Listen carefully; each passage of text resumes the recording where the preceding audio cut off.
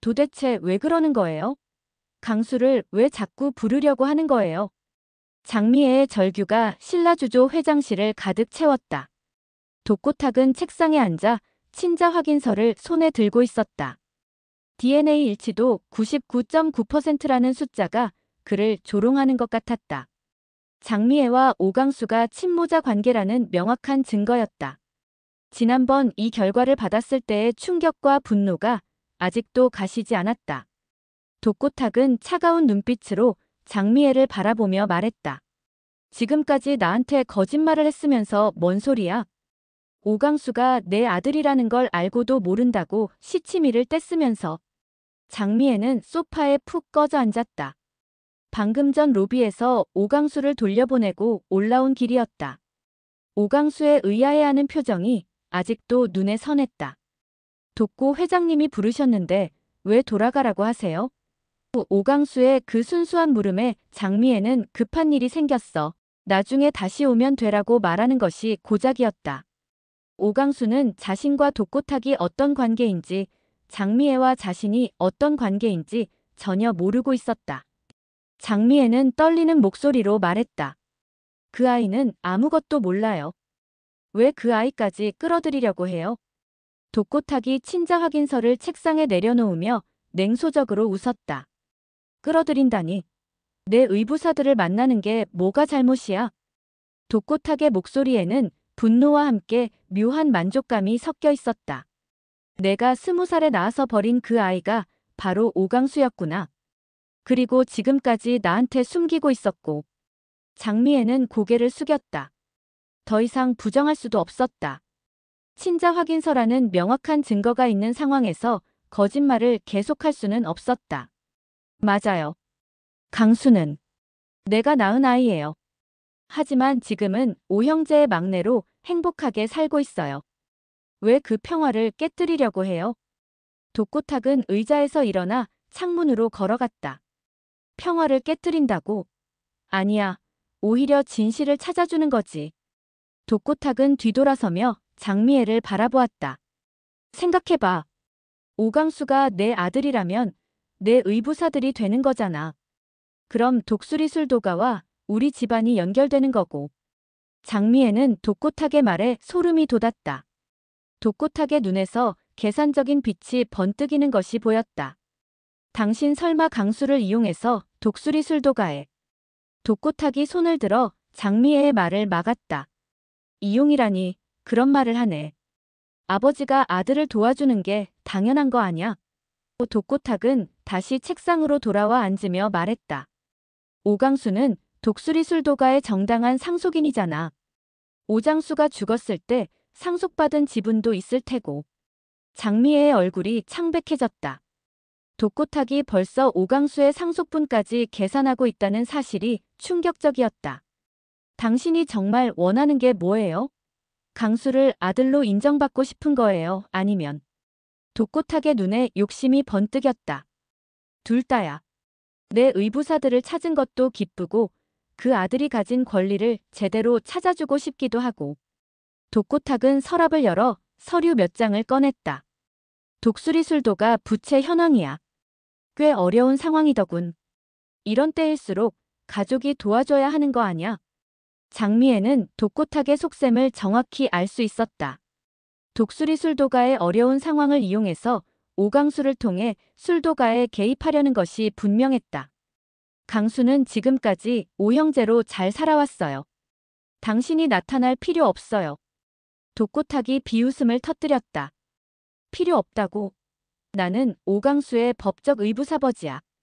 게다가 오강수가 상속받은 독수리술도가 지분의 일부는 내가 보호해줘야 할 권리이기도 하고. 독고탁은 휴대폰을 꺼내며 말했다. 이제 오강수를 만나서 진실을 말해줄 때야. 장미애가 벌떡 일어나 독고탁의 팔을 잡았다. 안 돼요.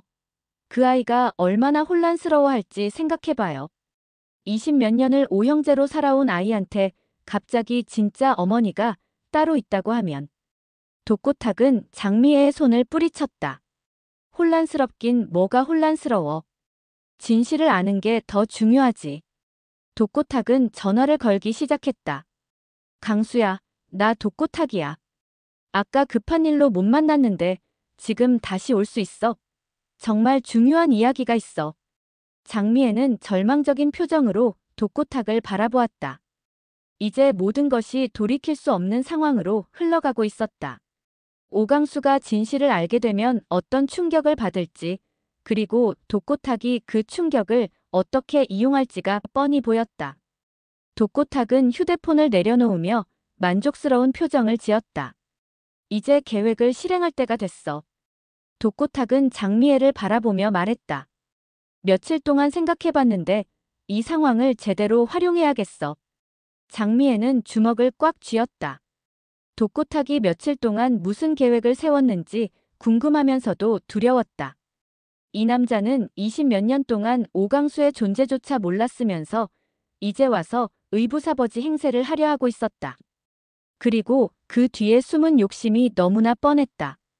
독고탁은 친자 확인서를 다시 집어들며 말했다. 사실 나도 처음엔 믿기지 않았어.